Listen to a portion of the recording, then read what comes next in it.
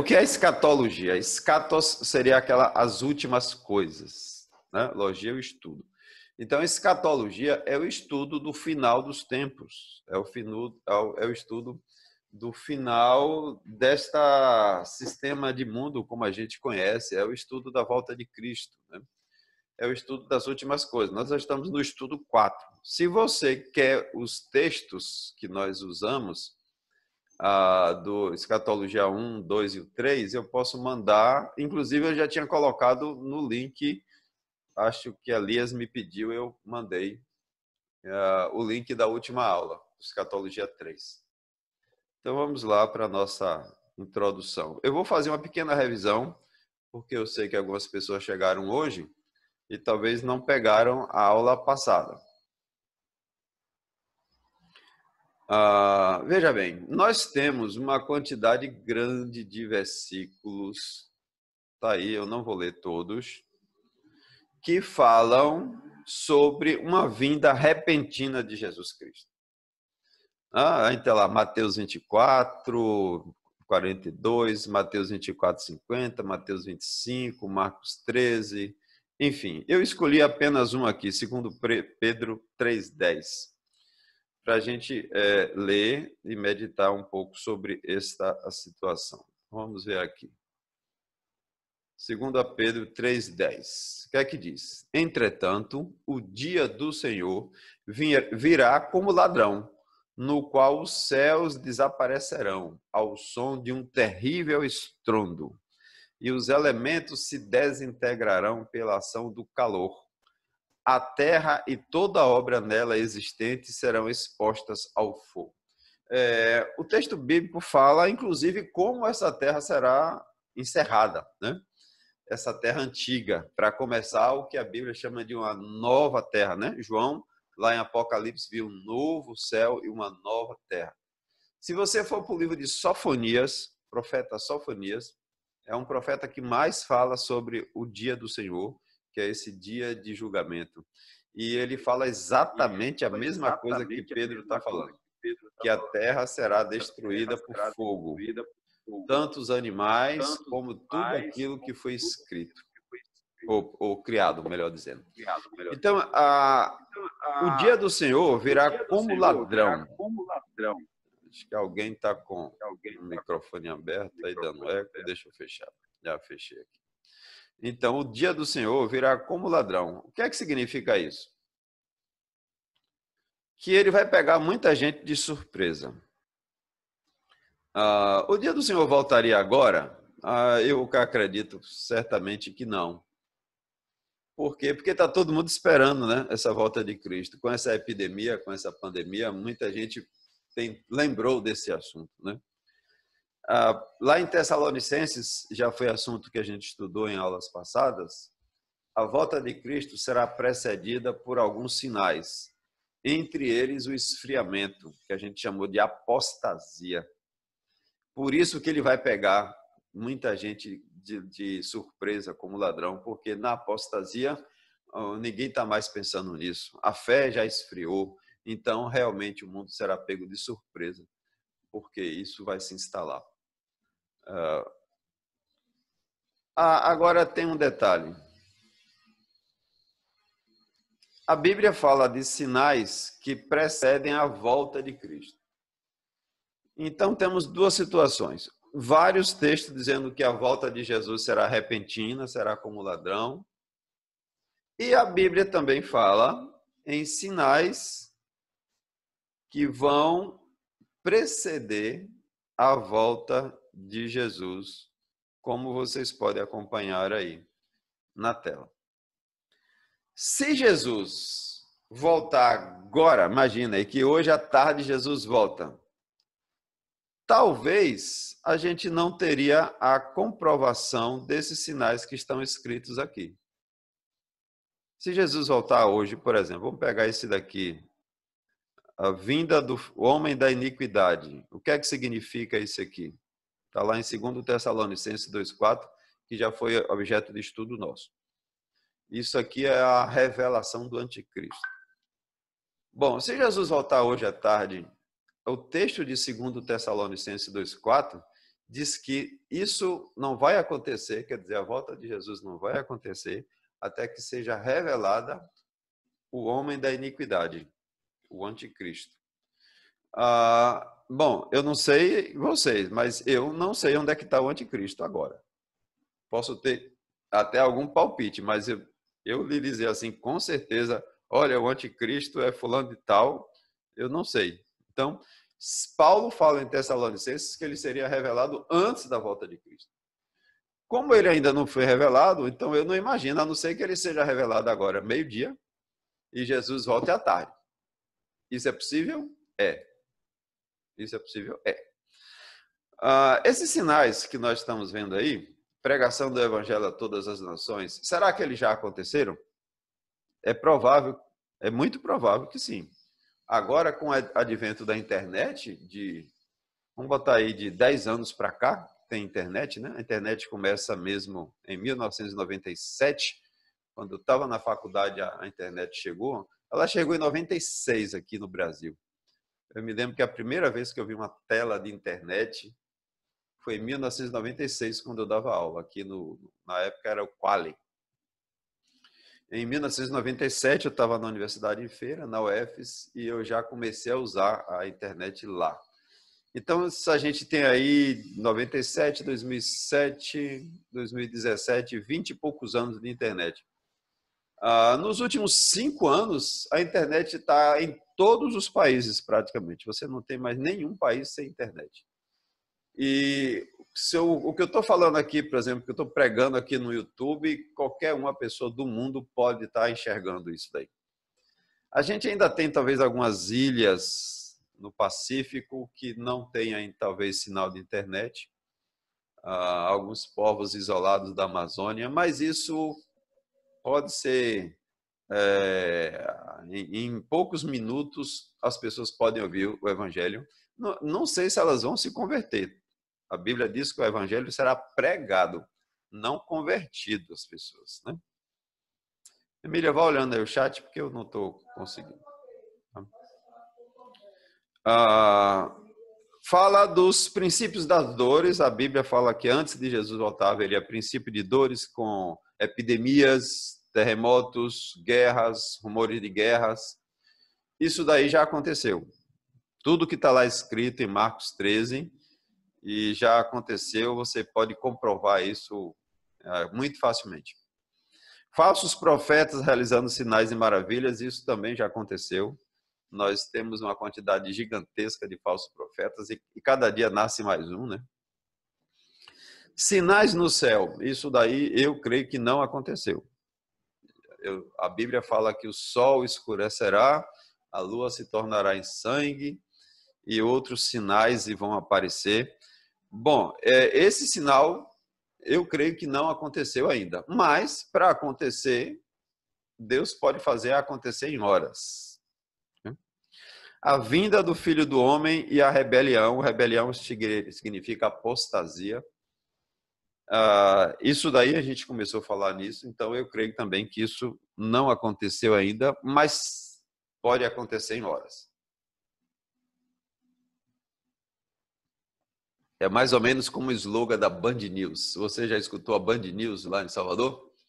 Em 20 minutos tudo pode mudar. Então, a vida de Cristo, ela não pode, talvez ela não seja imediata, mas ao mesmo tempo Deus pode abreviar tudo isso daí que está previsto e isso se concluir em um único dia. A salvação de Israel já aconteceu? Também não. Mas tem outros textos que indicam que isso seria uma situação já, digamos, prevista, já superada. A gente vai adiantar isso aqui, vocês vão entender mais adiante. Bom, segundo Gruden, eu estou pegando os textos seguindo uma linha de raciocínio de Gruden, não tudo, mas uma parte. Gruden é um livro de teologia sistemática para quem faz seminário, né? Depois, se você quiser a referência desse livro, eu posso passar para vocês. Segundo Gruden, esse texto eu peguei do livro dele, ele diz o seguinte: exceto pelos sinais espetaculares nos céus, é improvável, mas possível, que estes sinais já tenham se cumprido. Estes sinais é o quê?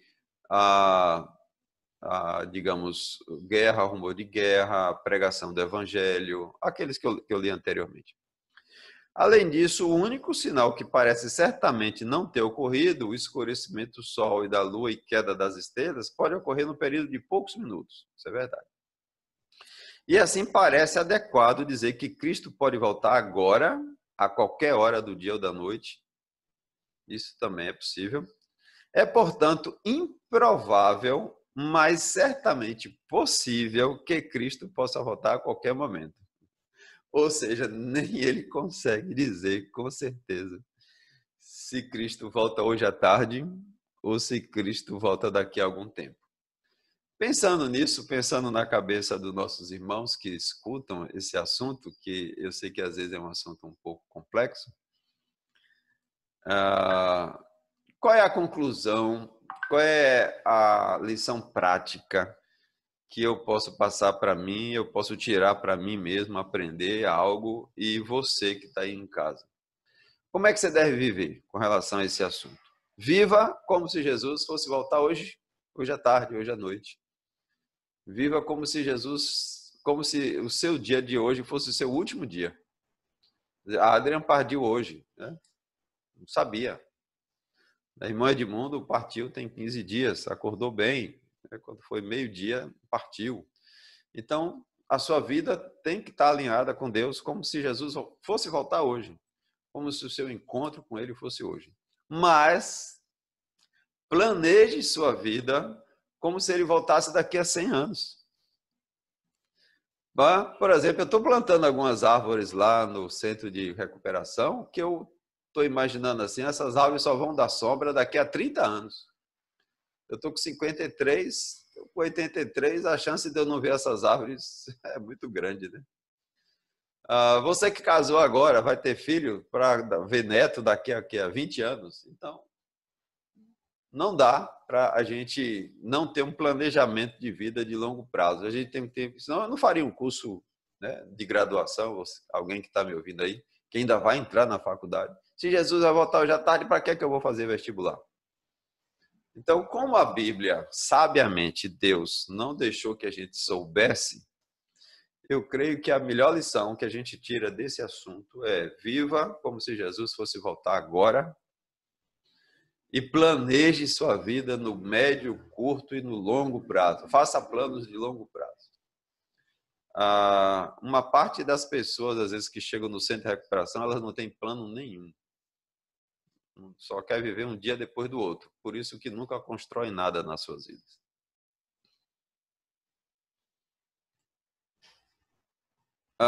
Veja só, nós lemos 2 Tessalonicenses, capítulo 2, versículo 4, que fala da volta de Cristo. Você deve estar com a Bíblia aí do lado, é sempre bom fazer EBD com a Bíblia do lado para marcar textos, copiar, algumas coisas assim. Esse assunto, escatologia, ele exige estudo, ele exige meditação. Senão você escuta uma aula e faz igual alguns alunos que eu tenho na faculdade, né? Entra pelo ouvido e sai pelo outro. Nunca aprende, porque realmente exige um certo esforço. Então, em 2 Tessalonicenses, capítulo 2, versículo do 1 ao 4 ao 5, Paulo está falando da volta de Cristo. Paulo está falando que ela não vai acontecer antes que o filho da iniquidade, né, o anticristo, seja revelado, que a apostasia se instale. A apostasia é o esfriamento da fé. Quando você vira a página, você vai para 2 Tessalonicenses, capítulo 3. Veja aqui, tem um contexto que eu peguei só um versículo, mas é maior, se você quiser ler o versículo, o capítulo todo. Paulo diz o seguinte: pois fomos informados de que alguns entre vós andam desocupados, sem querer trabalhar, e se intrometendo na vida particular dos outros. Você acha que a preguiça é só de hoje, né? Esse cachorro dormindo aí eu botei para você lembrar que tem gente preguiçosa em toda a época. Você tem alguma ideia por que as pessoas não queriam mais trabalhar e começaram a ficar ociosas e começaram a se intrometer na vida dos outros, porque quem não tem o que fazer, procura falar mal dos outros, né? Temos 10 minutos, daqui a pouco a gente encerra essa sessão e começa uma segunda, viu? O que aconteceu aí, para Paulo explicar isso, falar isso, registrar isso, é que as pessoas achavam que Jesus ia voltar na geração deles e que, portanto, não precisava, então, se preocupar em trabalhar, em construir, e pararam de trabalhar. E como pararam de trabalhar, não tinham mais o que fazer. E como não tinham o que fazer, começaram agora a ficar falando da vida dos outros. Se tornaram mexeriqueiros, como se diz aí, né? Fofoqueiros. Começaram a atrapalhar. E aí Paulo adverte que se você também não quiser trabalhar, também não coma. Então, é por isso que a gente tem que viver, a entender escatologia, entender a volta de Cristo, baseada nesses dois conceitos, né? Jesus volta agora, ou eu vou partir antes. 2, vou planejar minha vida no médio, no curto, médio e longo prazo.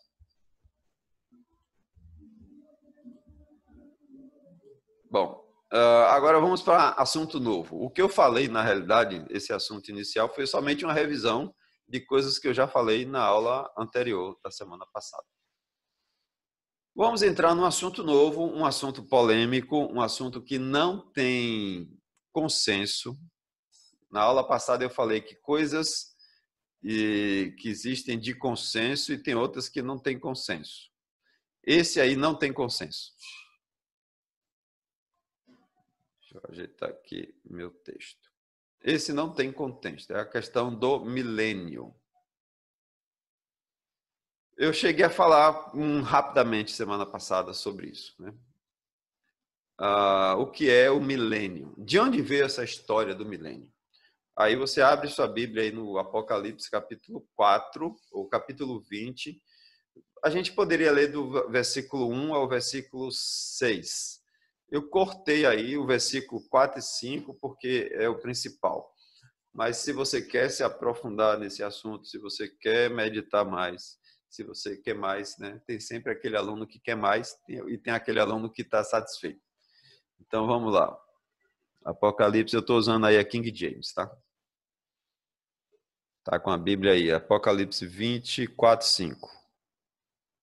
Apocalipse é fácil de achar, né?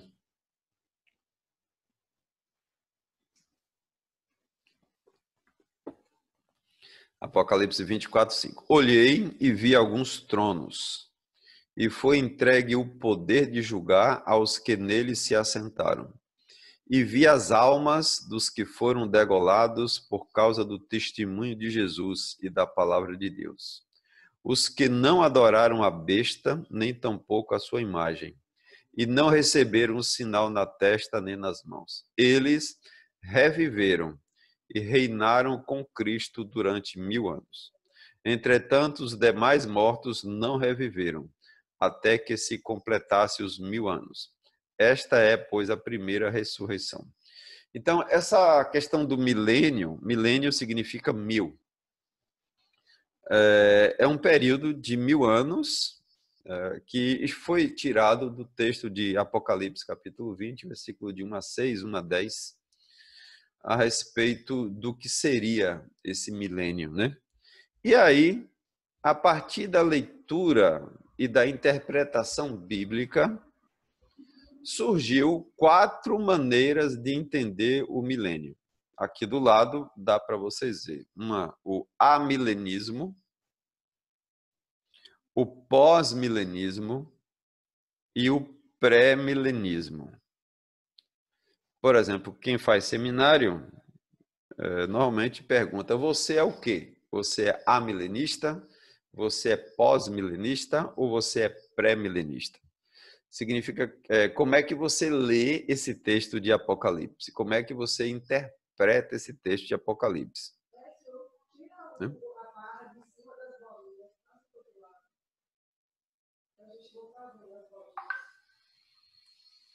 Tá dando para enxergar aí as bolinhas?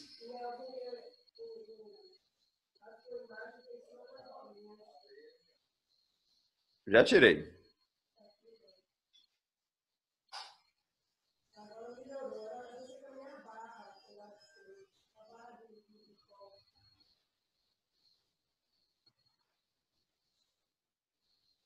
Era aí que eu saí da posição aqui. Então tem três maneiras da gente enxergar o milênio. Vamos falar hoje a respeito de apenas duas posições: o amilenismo e o pré-milenismo. Bom, o amilenismo. O que é a? A palavra a, antes de uma palavra, ela significa uma preposição não. Significa não, não. Esse milênio não é aqui na Terra, esse milênio a gente não vai passar por ele. É uma maneira de ler e interpretar, e eu vou lhe dizer que tem muita referência bíblica a respeito disso. É o que a gente vai discutir aqui, né?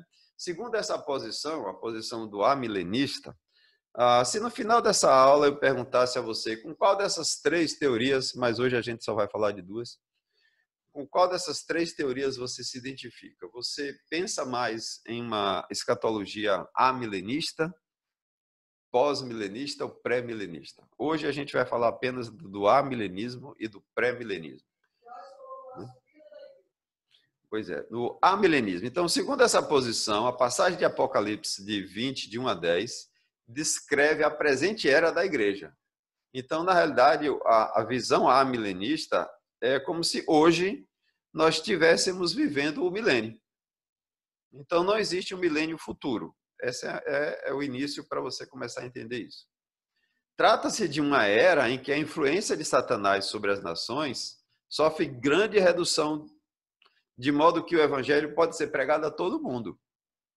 Então, Satanás foi, digamos assim, limitado e o evangelho se expandiu. A visão amilenista entende assim. Aqueles que reinam com Cristo por 1000 anos são os cristãos que já morreram, e já estão reinando com Cristo no céu. Então, não seria um milênio aqui na terra. A visão amilenista é que esses cristãos estão reinando no céu.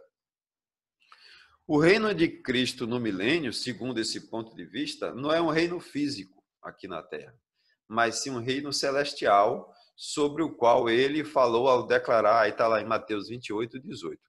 Toda autoridade me foi dada no céu e na terra. Então, Cristo reina na terra. Então, a visão amilenista, se você é um crente batista amilenista, você pode ser crente batista amilenista ou pré-milenista. Você entende que este texto bíblico está se referindo a um milênio que está acontecendo agora no céu, com aqueles que morreram, foram degolados, principalmente na época da destruição lá de Jerusalém, e estão com Cristo agora. Vamos, para você entender mais adiante. Então, de acordo com essa interpretação amilenista, a prisão de Satanás, nos versículos 1 e 2, é a prisão que ocorreu durante o ministério de Jesus. Porque se o texto de Apocalipse fala que Satanás foi preso, isso aconteceu. Agora, quando? O quando é que fica da nossa cabeça sem a gente fechar. Pela visão milenista, começa a se explicar que durante o período de Jesus Cristo, Satanás foi limitado na sua ação. Ele falou sobre amarrar o valente a fim do poder de saquear a casa. Mateus 12, 29, né?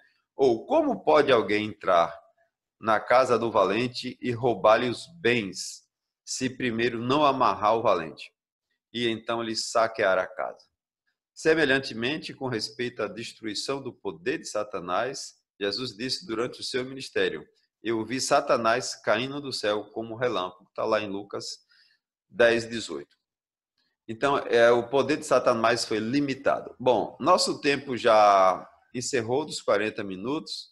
Eu vou fechar aqui, vou mandar um novo link e a gente começa com mais outro período de 40 minutos. Então, pode sair, pegue o link lá no grupo da igreja para a gente voltar e continuar daqui de onde paramos.